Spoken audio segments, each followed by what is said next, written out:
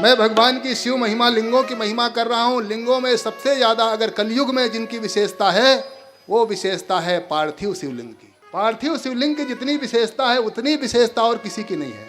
कलयुग में के लिए कहा पार्थिवम तु कलौ युगे, कलयुग में पार्थिव शिवलिंग की इतनी महत्ता है। कहा कितनी महत्ता? यथा सर्वेषु देवेषु ज्येष्ठ श्रेष्ठ महेश्वर, जैसे सारे देवताओं में महेश्वर की पूजा होती है, देवाधिदेव महादेव हैं, वैसे ही कलयुग में शिवलिंग की महत्ता है। जैसे यथा नदीसु सर्वासु ज्येष्ठा श्रेष्ठा सुरापगाः, जैसे सारे नदियों में गंगा जी की महत्ता है, वैसे ही कलयुग में पार्थिव शिवलिंग की महत्ता है। इतनी महत्ता क्यों? क्योंकि अलग अलग युगों में अलग अलग लिंगों की प्रतिष्ठा होती है, उनकी पूजा होती है।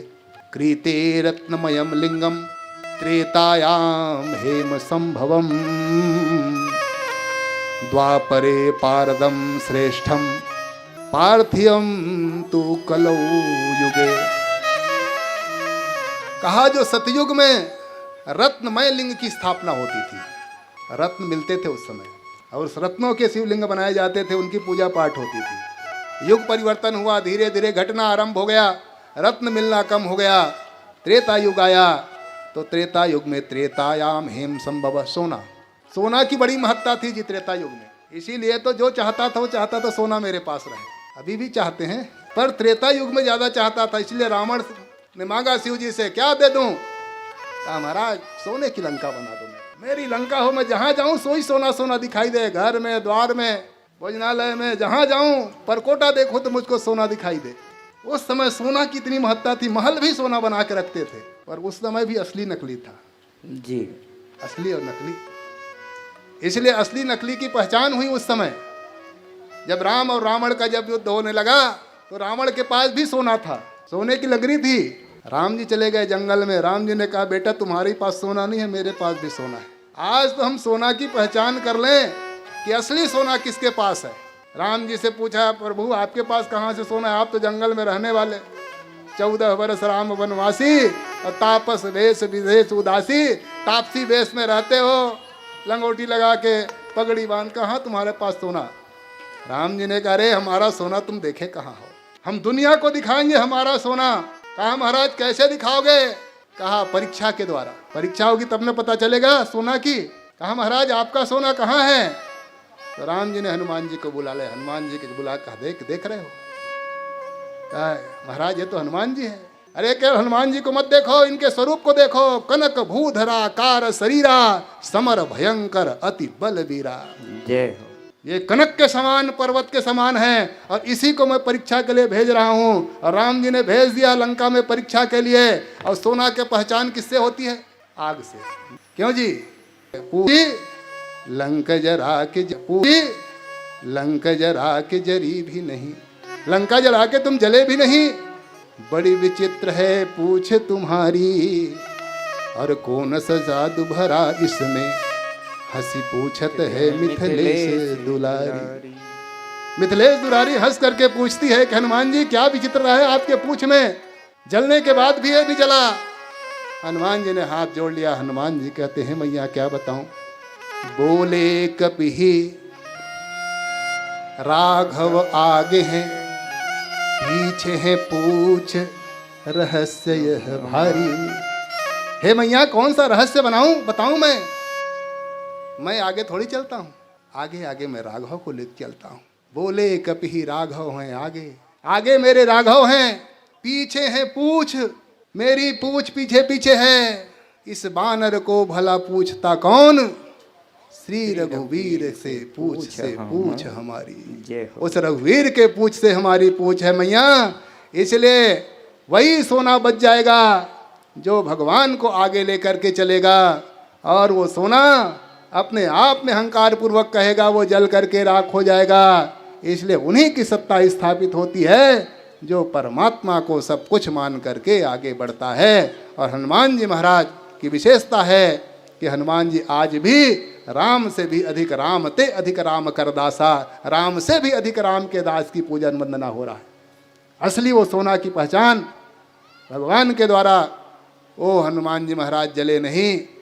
तो उस समय जो सतयुग था उसमें रत्नमय जो त्रेता था उसमें सोने की बड़ी महत्ता थी, इसलिए सोने से लालच दिया जाता था लोगों को। इतना सोना का कि राम जी जैसे भी सोना के हिरण के चक्कर में पड़ गए, जबकि सोना हनुमान जी रूपी सोना उस समय नहीं आया था उनके पास। सोना पहले से रहता तो चक्कर में पड़ते नहीं, वो सोना बाद में आया। रावण जानता था कि ये त्रेता युग है और त्रेता युग में सोना के पीछे लोग भागते हैं, इसलिए मारीच से कहा, मामा मारीच सोना बन करके चले जाओ, और वो मारीच सोना बन के आ गया। जबकि ये नियम है कि सोना कभी भी चलता फिरता वाला हिरण बन नहीं सकता। असंभवम हेम मृगस्य जन्म, असंभव है हेम मृग बनना। अब अगर बन भी जाए तो चलता फिरता नहीं है। सोना का बना दो चलेगा फिरेगा नहीं, पर सोने की उस समय महत्ता थी, इसीलिए हनुमान श्री राम जी महाराज उसके चक्कर में पड़ गए और उनकी क्या गति हुई आप देखते हो। इसलिए उस समय सोने की महत्ता थी, इसलिए सोने के शिवलिंग बना करके उन समय पूजा किए जाते थे। त्रेतायाम हेम संभवम। जैसे ही त्रेता के बाद द्वापर युग आया, फिर परिवर्तन हुआ, देश काल परिस्थिति परिवर्तन हो गई, सोना भी मिलना धीरे धीरे कम हो गया। उससे बाद द्वापरे पारदम, पारद के शिवलिंग होने लगे। मिला करके कई चीज़ों को, पारद के शिवलिंग की विशेष महत्ता द्वापर युग में। अब जब कलयुग आया तो पारद भी कहाँ मिलेंगे। सोना चांदी तो समझ लो इतना बड़ा सोना मासा मिल जाए उसी में आदमी संतुष्ट है, भैया एक मासा एक तोला इतना मिल जाए उतने में खुश है, बड़ा कहाँ मिलेगा। तो भगवान ने कहा आपको ढूंढने की आवश्यकता नहीं है। जब कलयुग आएगा तो कलयुग में केवल पार्थिव शिवलिंग आपने बना लिया, मिट्टी की शिवलिंग, वो भी उतना ही प्रभावकारी होगा जो सोना चांदी हीरा मोती का उस समय होता था। इसलिए कलयुग में भगवान शंकर ने विधान बना दी, पार्थिवम तु कलौ युगे, कलयुग में पार्थिव ही बना करके मिट्टी की शिवलिंग बना के पूजन करो, आपको उतना ही फल की और सबसे ज़्यादा फल की प्राप्ति आपको होगी। और महत्ता भी बता दी कि जैसे देवताओं में शिव, जैसे नदियों में गंगा, वैसे ही कलयुग में पार्थिव शिवलिंग की बड़ी महत्ता है। जैसे तीर्थों में यथा पुरीषु सर्वासु काशी श्रेष्ठ तमा स्मृता, जैसे समस्त पुरियों में काशी पुरी श्रेष्ठ मानी जाती है, वैसे ही सर्वेषु लिंगेषु पार्थिवम श्रेष्ठ मुच्यते, वैसे ही पार्थिव शिवलिंग की महत्ता बताई गई है। इसलिए हमको उन शिवलिंग की अर्चना वंदना करनी चाहिए।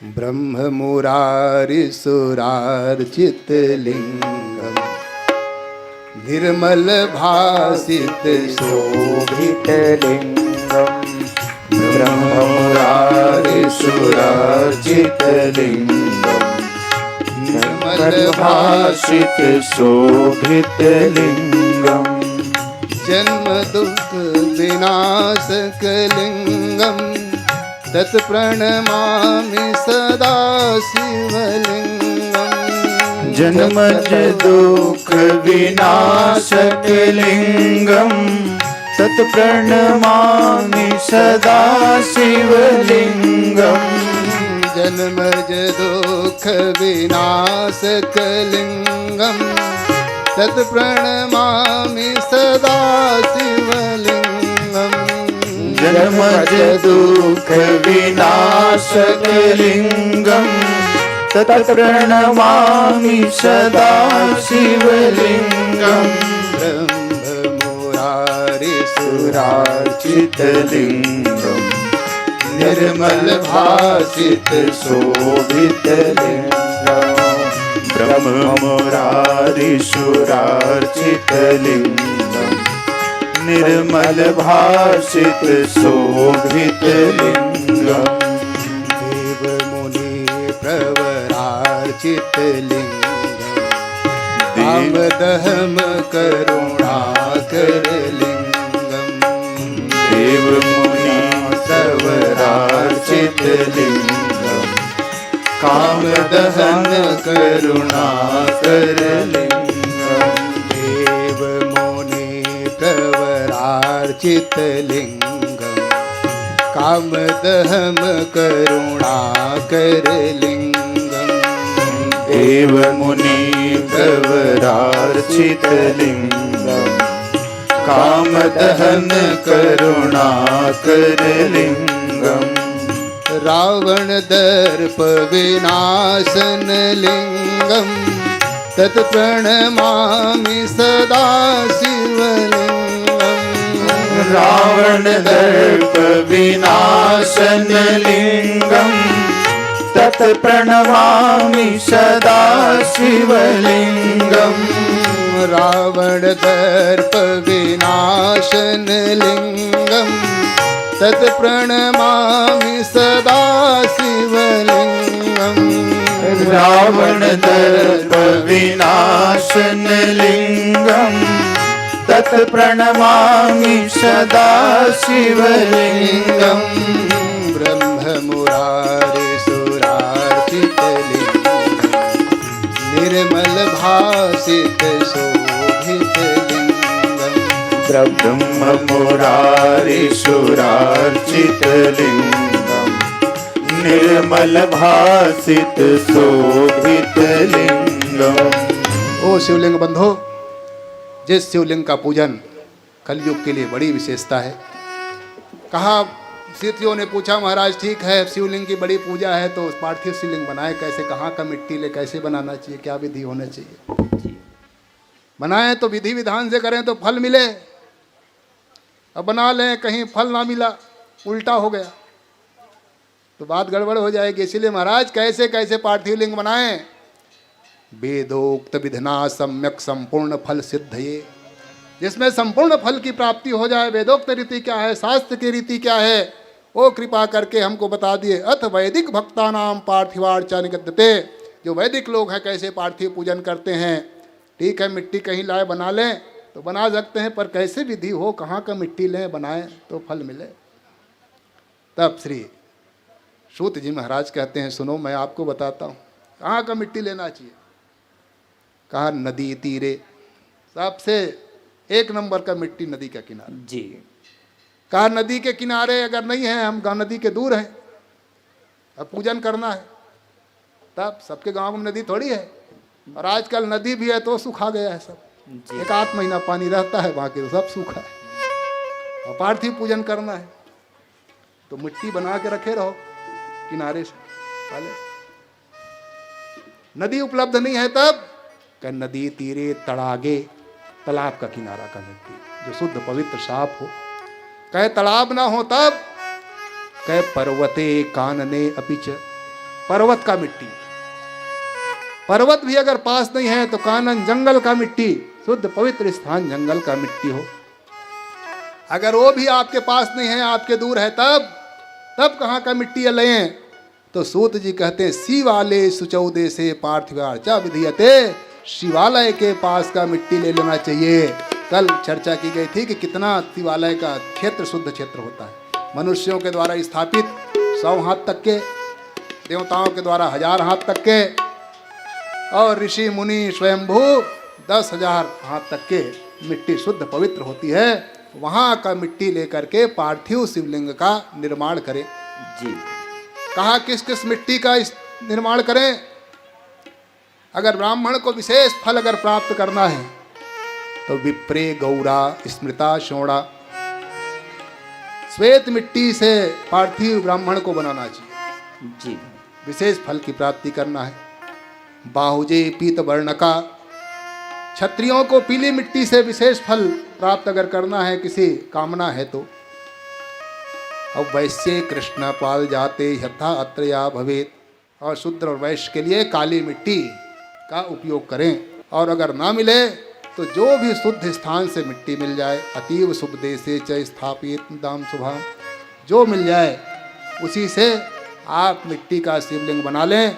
और शिवलिंग बना करके संशोध च जलेना अपि पिंडी कृत्य शनै शनै, पहले उनका शोधन करें, उसमें से गोटी आदि नहीं रहना चाहिए, एकदम पहले साफ कर लें। साफ करके फिर उसको भिंगा करके उनको गूंथ करके और फिर पिंड बनाकर फिर लिंग निर्माण करें। और लिंग निर्माण करके जैसे ही उसमें पिंडी बनाते हैं, पिंडी बनाते ही उसमें चावल आदि चिपका दें, क्योंकि पूजन तत्काल कर नहीं पाओगे। और जैसे ही उसको आपने बनाया और बना के कहीं दूसरे काम में लग गए तो नारद जी महाराज आकर के पूजा करके चले जाते हैं। इसीलिए पहले कब्जा कर लो, पहले कब्जा कर लिया। जो कब्जा हो जाता है फिर नारद जी भी देखते रहे तो इसका कब्जा हो गया, और जो कब्जा हो जाता है उसमें फिर आते नहीं कोई। जी जी। पहले सब लोग क्या करते थे, जब गली में लोग चलते थे तो कहीं गोबर दिख जाए तो पैर से लतिया देते थे, जी जी। याद है। और जिसमें ऐसे पैर लगे वो लोग लगा देते थे, उससे समझाता है किसी कब्जा हो गया, फिर कोई नहीं उठाता, दिन भर पड़ा रह जाए कोई नहीं उठाए, क्योंकि जानता था किसी कब्जा हो गया, वो पास में नहीं आता था। वैसे ही भगवान जब आपने बना लिया तो आप उसमें श्वेत अक्षत आप उसमें एक चिपका दो। नारद जी महाराज ये जान जाते हैं कि इनका कोई न कोई अधिकारी हो गया है, वो पूजन करने कोई अधिकारी है, वो आ करके पूजन करेगा। इसीलिए नारद जी फिर उनकी पूजा नहीं करते, और आपने अगर बनाया है तो आप उनकी पूजन करने के अधिकारी बन जाओगे।